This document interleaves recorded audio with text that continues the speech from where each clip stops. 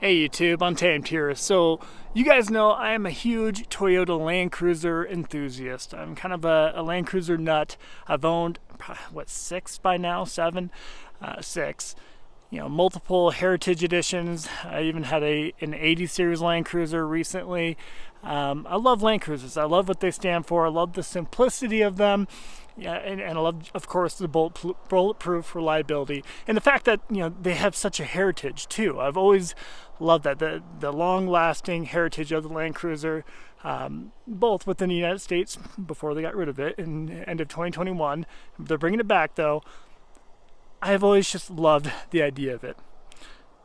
Because they got rid of it, I ended up buying this. I bought this 2023 Lexus LX600 Sport, which is, if you're a Land Cruiser enthusiast, you know this is essentially the same thing as the 300 series that we find in other places around the world, right? Unfortunately, we do not get the 300 series Land Cruiser in the United States. This is all we get. This is the closest thing to a Land Cruiser that we can actually buy. So that's why I bought it.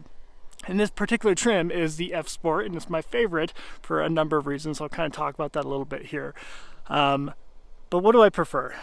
And I'll shoot you guys straight. Obviously, I own this now. It would be so easy for me just to say, oh, this is better in every way. It has better performance numbers. It's, you know, nicer, better interior, blah, blah, blah, blah. I do prefer the 200 series. I do prefer having the 5.7 liter V8. I do prefer the linear power delivery of that V8 compared to the twin turbo V6 that we find in this current generation, the 300 series Land Cruiser or the LX here. So this is a twin turbo 3.4 liter V6 that cranks out a lot more horsepower and a lot more torque, a tremendous amount more torque.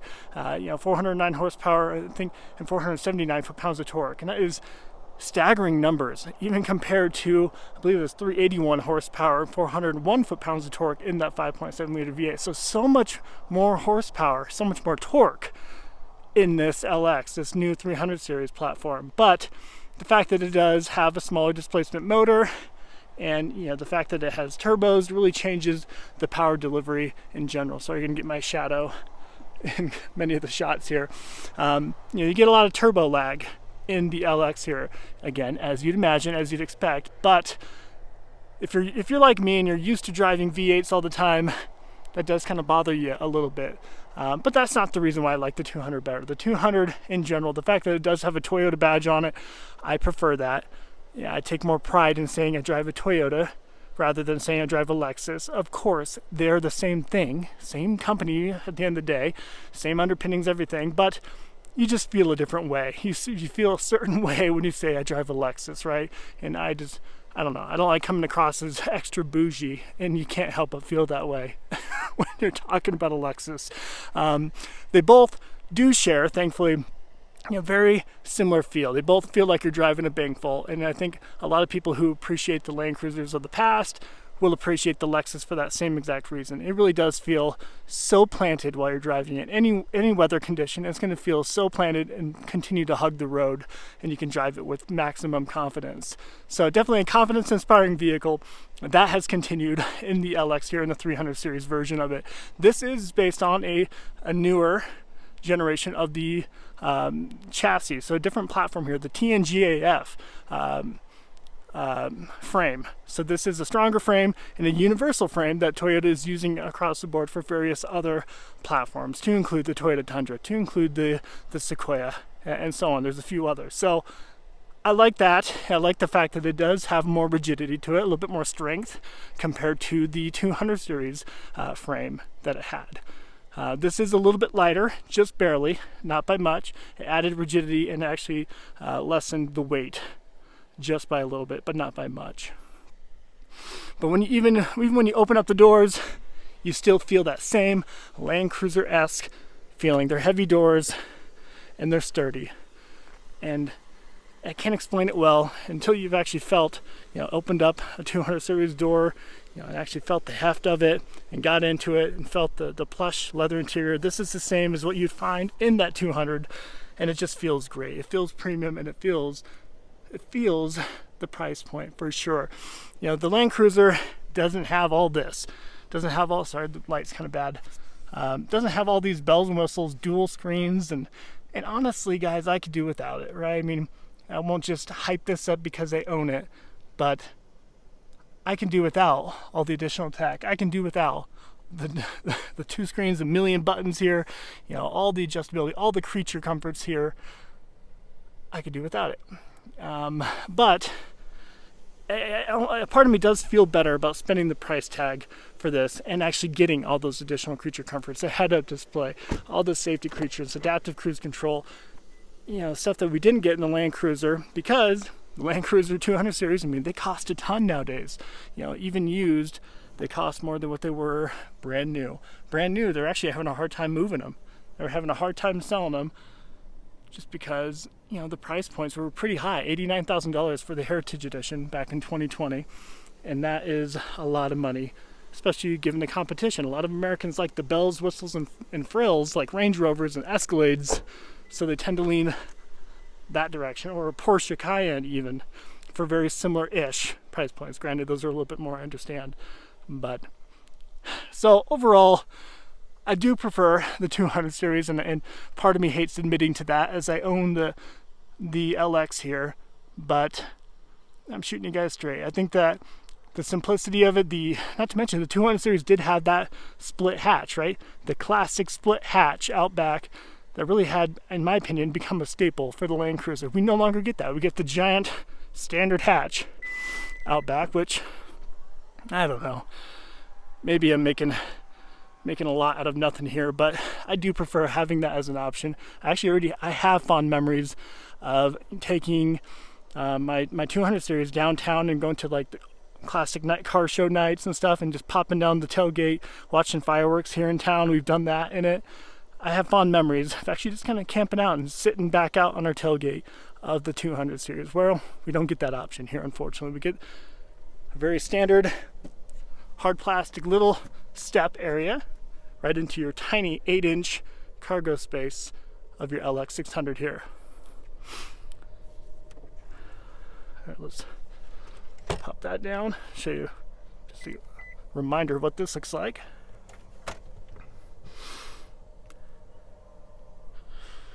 So with the third row down, I won't do both of them, but with the full third row down, you do have plenty of space. And this is kind of what I had in my Heritage Edition, my 2020 Heritage Edition without the third row. The third row seats in the Land Cruiser, the 200 series, were the type that would fold and then fold up to the side. The classic, I almost kind of prefer that. Very easy to use system, a manual system too. So I don't know. Both are nice. The fact that these fold flat, I think most people would actually prefer this between the two. Maybe I'm just weird. Here's the button.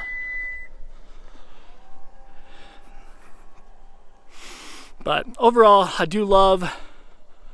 love the side profile of the 300 series here, of the LX600. Sorry, I kind of keep calling it the 300 series, but I do love that they added more definition and more profile to this, right? You get the kind of squared off approach for the fenders. I like that look. Not to mention this ultra white paint looks incredible with a beautiful metallic flake to it. So I love that. I mean, it really is a classic classic side profile. So when you look at that profile, I see Land Cruiser, right? That profile screams Land Cruiser to me, and I love that. You know, excellent visibility all throughout. Again, another staple of what we expect from Land Cruisers, and it does not disappoint in that regard. Always gives you a commanded view of the road, 360-degree view. Speaking of 360-degree view, you get additional, cameras all throughout this vehicle. It just adds to that tech.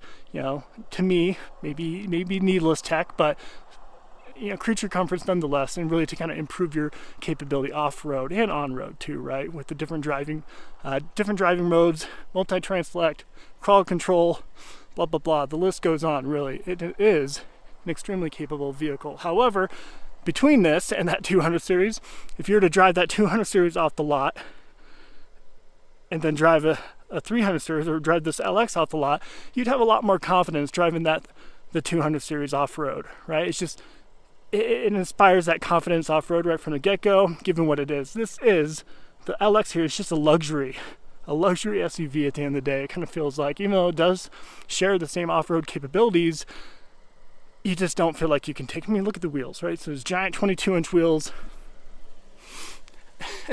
wrapped in some Grand Trek Dunlops here. Like, they're not all-terrain tires. They're very street-oriented wheels and tires. I mean, you're just not going to use this vehicle for what it's actually capable of, right? And very few people are going to do that.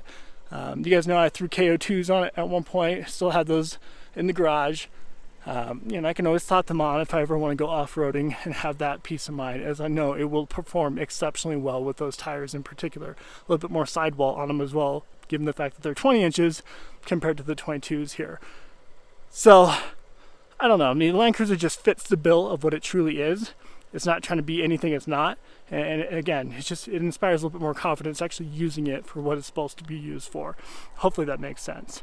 So that is just kind of my wave tops. I do wish we continue to get the Land Cruiser nameplate. I would absolutely opt to get the 300 series, especially the GR Sport version of that 300 series. I would certainly opt to get that over the Lexus nameplate here. However, they share 99% of the same underpinnings. So let me know what your thoughts are. Let me know what you prefer between the Land Cruiser and the LX here, especially the 200 series that we can actually get, or the LX600. Appreciate you watching as always. Till next time.